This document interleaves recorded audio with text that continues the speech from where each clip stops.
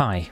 Something I realised afterwards is that changing sprint to L3, sneak to R3, and camera perspective to the touchpad, which, to be fair, didn't exist at the time, would take away the spot for the wait function. This can be easily remedied by allowing waiting at chairs, giving them a function as well, similar to resting in beds, or one of the buttons could just be held down until the wait prompt appears. I suggest circle, which is used for the inventory via tapping, and also activates the Pip-Boy light in Fallout. And maybe an added bedroll item can upgrade the wait to a rest, but at the cost of carrying the extra weight. Hell, this could even be expanded into a whole camping menu, allowing the player to sleep if they have a bedroll, craft potions if they have an alchemy kit, maintain their equipment if they have a smithing kit, and cook food if they have a cookpot, and maybe firewood, making that item more useful as well. Again, these may require that the player not be in a town, and not be in combat, and new animations would have to be made to play in the background while using the portable crafting station menus. Resting outside would come with the small risk of being interrupted by an enemy encounter, so it's best to find shelter first. Currently, outside of roleplay purposes, there's not really much reason to sleep. There is a small experience boost, and only then if you're not a werewolf, which you might well be considering that the quest line is centered right here at the start of the game, and players are directed towards it. And time can be passed much more conveniently just by waiting, almost anywhere, for free. There is the negative reinforcement approach, such as inflicting punishments for not sleeping, or withholding level ups from the player until they find a bed to sleep in, which could make a comeback, or be reserved for a survival mode. And there's the positive reinforcement approach of giving a reward for sleeping, such as a small temporary boost to health, magicka and stamina, or maybe their regeneration rates. Either of these would help further distinguish the two options of resting and just waiting. Okay, this segment is going to be more nitpicky, but I'll keep it short. It can be hard to see, but when going up a steep enough slope, the legs aren't being raised higher to match the terrain. It's like the character is still running horizontally. This has already been solved by older games, and it's a minor thing which you'll probably never see, so I don't actually care about this so much.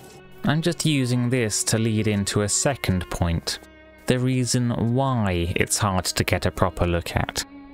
When stationary, you can look all around you just fine, on foot and on horseback. And when in motion, the character turns to follow the camera, starting with just the head, and then with the whole body as the angle increases.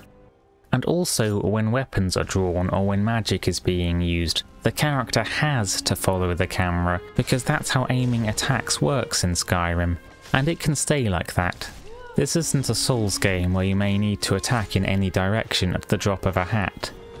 It is a nice visual detail, until it gets in the way of you being able to sprint. What the game could do is keep this, but allow sprinting to override it, with the character turning to run in another direction, and then turning back again when done. Sprinting power attacks would be performed in the direction of movement.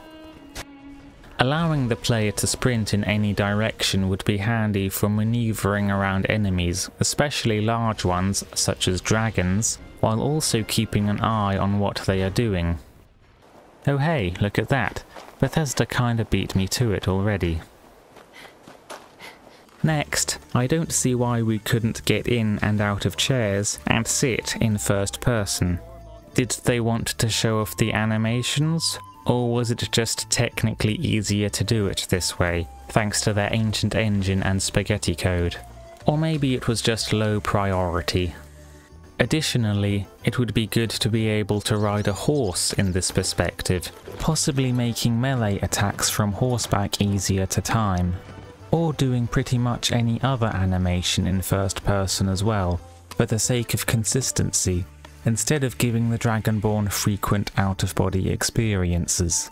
And lastly, there's no reason to lock the camera in place for these animations either, even in the crafting menus. Just let the player look around. I'm sure people who record videos would appreciate it. Hey, so apparently looking around works fine with the regular chairs. It's just the thrones that are a bit weird. For equipping weapons, in the inventory or in the favourites menu, the X button would equip and unequip a weapon generally. Two-handed weapons and bows would go into both hands. One-handed weapons and throwing weapons into the main hand, and shields into the offhand. But, when applicable, you can also use the left and right bumpers to specify a hand you want stuff to be equipped to. Similarly, this could be used to apply poisons to the left or right weapon separately, and there could also be a left and right ring slot rather than just the one. This will be important for dual wielders. I've been further considering the implications of my proposed control scheme changes. One weapon is simple enough to deal with, but I did have a little difficulty in trying to map out all of the dual wielding options onto two buttons. Now, the following system may look convoluted initially, but bear in mind it follows some simple rules, and mostly only uses controller inputs that are already present in Skyrim. I have added one additional controller input, and you'll see why in a bit. You hold down R2, as with preparing a charged attack. By the way, directional power attacks could depend on the initial movement, so you could prepare one and then change direction and then release it. Then, instead of releasing R2 to perform it, or pressing square to cancel it, you would then press or hold L2. This is just a mirror of the bash attack. I will refer to these as left bash and right bash inputs. Incidentally, power bashes could also be given the option to hold until ready or to cancel. Okay, to recap for the last time. First of all, in this system, the left bumper always does the block and the parry, and can be used to perform a quick step. Secondly, the right bumper always does the primary attack of the main hand weapon. Melee does melee, bows shoot an arrow, thrown weapons are thrown, and staves cast their spell.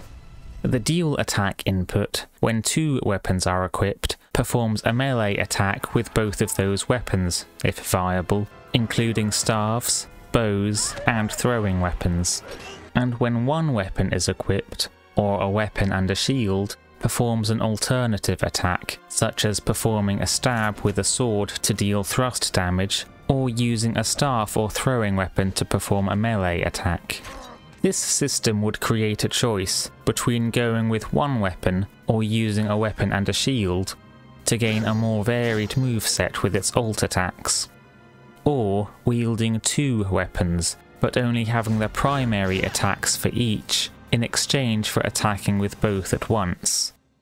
The left bash input would give a bash attack, prioritizing the left-hand weapon, making sure that the player always has access to some version of it, along with the other defensive moves, no matter what they equip. Next is where the new stuff comes in, with the right bash input. The right bash input would begin with preparing a heavy attack with the main hand, but then switch to using the left hand weapon's primary attack. This would allow the player to attack with the left hand weapon, and also still be able to defend, unlike in the current game. And the increased awkwardness of attacking with the offhand is reflected in the controls as well. The left hand power attack is something I hadn't paid much notice to before. This might be the only thrusting attack animation in the game that isn't a kill move. Anyway, a throwing weapon can be thrown from the left hand, a staff can cast its magic, though some awkwardness is introduced here with dual staffs, with you only being able to cast with one staff at a time, and maybe both at once if you charge up the left one first. It's a good thing the dual casting perk doesn't apply to staffs, because that would have been buggered up by this. Melee and unarmed can be mixed together. A bow can shoot arrows. That's right, there's the option to hold a bow in one hand and another weapon in the other for faster transition between melee and ranged combat, but again, at the cost of reduced movesets for each. For the bow, that means the multi-shot ult attack and the eagle eye ability would only be available when fully committing to the bow. I guess I lied about introducing that new input then. That one was also already in the game. And a shield doesn't currently have a primary melee attack, due to not being equipable in the main hand, so here we'll give it one and turn it into a proper weapon. Hitting with the edge would be further reaching and more damage oriented than the regular shield bash, and may be good for opening up an enemy shield, dealing a bigger blow to stamina if they try to block. That just leaves two-handed weapons with this leftover controller input. These could also receive their own alternative power bashes, dealing a blow to your enemy using the base or the pommel to end him rightly. Having a blunt attack at the ready without having to switch to another weapon, but costing stamina to perform. And polearm ult bashes specifically would get to benefit from their extra weapon reach, interrupting somebody slightly further away who may be about to shoot an arrow or be preparing a spell or be charging in with a sprint attack. These alternative power bashes could be influenced by the bash perks, making those more worthwhile to invest in. Speaking of which, I've also slightly adjusted my block skill tree, giving the finesse-related parry path the chance to disarm an opponent, and instead giving the power bash the master level ability of reliably knocking down an individual, like a single target version of the shield charge. This way you can't just spam it to disarm them, you have to allow them to attack you first. And here's something I noticed with the block tree that makes me wonder if they were initially going to go with increments of 10% for basic perks, but this could just be because the game is a buggy mess. Last of all, the 6 types of shield I initially implied were a bit much. These can be cut down to 3 sizes, with different materials providing different designs. While I'm revisiting previous videos, I might as well see how a hand-to-hand skill could be fleshed out in more detail. Unarmed would generally deal blunt damage, with the exception of the beast races, which would both deal more damage and change it to cut type, but only when using bare fists instead of fist weapons. These will still have an edge early on, but, especially the Khajiit, would have to be nerfed to fit into a larger overhaul, and because they currently outclass other weapons at the start of the game in terms of damage output, and that's not really what hand-to-hand is about. One of the differences of hand-to-hand compared to other physical attacks is that bare fists could be used to deal damage to both health and stamina in equal parts, and fist weapons would be used to go all in on regular damage, and change the damage type, with Caestus, spiked Caestus, and claw weapons. A side note, you wouldn't have to make all versions of these turn up naturally in-game, nor make it canonical that, say, elves would be sending in fist fighters up against battlefield weapons and magic. These weapons would largely come about due to individuals having them custom made out of materials of their choice. I think different playstyles should feel somewhat different from each other.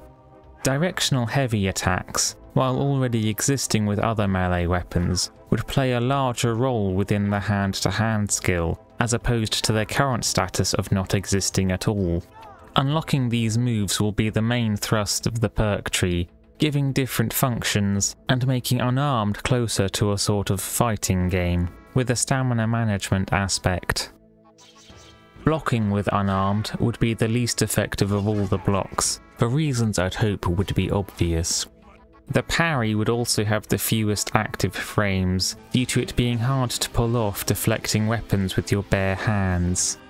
The bash attack could be a quick jab, and the power bash could perform a stronger gut punch for more reliable interruption. There is some minor deviation from the other weapon controls.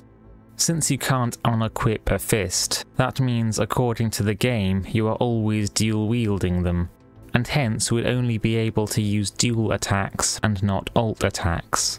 Because of this, fists wouldn't technically have or participate in any dual attacks, so instead the dual attack input would give access to the alt attacks. Back to the move list, the main attacks would use the fists, and the alt attacks would generally use the legs.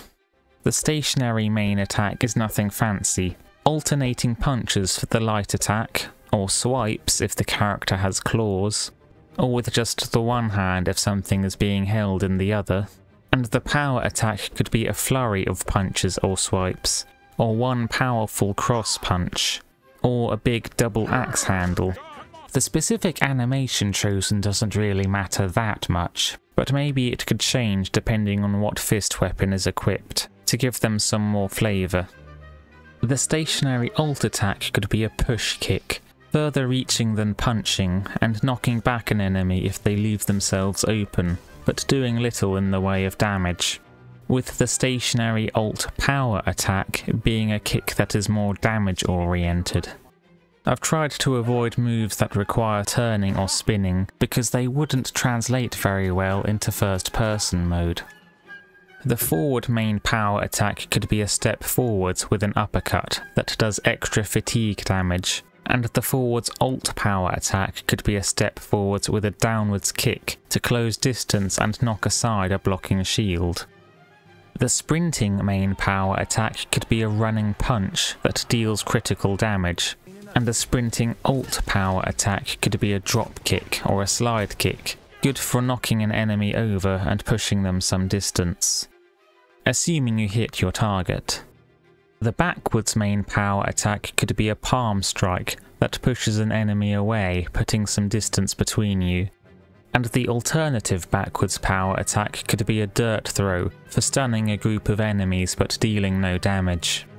Sideways could be a chop that circumvents blocks with weapons, and alternative sideways could give a leg sweep that knocks down an enemy.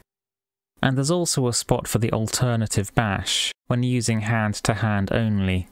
Maybe it could be like a headbutt, or an Ottoman slap, or a backhand, but I'm not quite sure what function is left to give it. Maybe a small chance to paralyze or disarm? Damage calculation is a little different to the other skills, because there's the underlying damage of the bare fists themselves, given by the unarmed skill divided by 10, producing a range from 1 to 10 damage before further bonuses. For comparison, the typical Skyrim character does 4 unarmed damage, with the exception of Argonians and Khajiit. And then claws, fist weapons, or gauntlets with the Fists of Steel perk would then add on to that base damage. After this comes the usual skill scaling multiplier and perk multiplier. Fortunately for low damage weapons and early level perks, bonus damage is rounded up. Next we come to attribute scaling. Hand to hand could arguably scale with strength for stronger punches that follow through beyond the point of impact, agility for more skillful punches, speed for faster punches, or endurance for a more resilient body. Any one of these could be picked, with endurance standing out as this is the only time a weapon skill increases with it. Or, since raw damage output is not the key selling point, it may be okay to have a smaller scaling coming from multiple sources, as opposed to 1 or 2 stronger sources. Or, different fist weapons could scale with different attributes. Or, unique to unarmed, we could use the perk tree to let the player choose what attribute they want unarmed to scale with, like picking a fighting technique to suit them. And lastly, there's also enchantment or potion effects as well. For the remaining perks, Fists of Steel could be removed from any particular weight class and put here, though with the addition of fist weapons I'm not sure if it's worth keeping. This could be replaced with a perk that reduces the cost of power attacks, as with the other melee skills, but I'll likely be bundling them up into the athletics skill, which I'll be revisiting in the next video along with armor. Or it could serve some other purpose, such as increasing fatigue damage, or giving light attacks a small chance to stagger, or adding or improving fist weapon traits. The last perk, maybe master level, could make the player never stagger when blocking, and never rebound off of a block. And this doesn't necessarily have to apply only to hand. We could have more interdisciplinary perks, particularly at higher levels to reward skill mastery, impact things outside of just that skill, sort of like cross-pollination. This could provide more combinations to try due to the character learning things from one field and applying them to another. A knockout system could use fatigue damage, similar to knockdowns of previous games.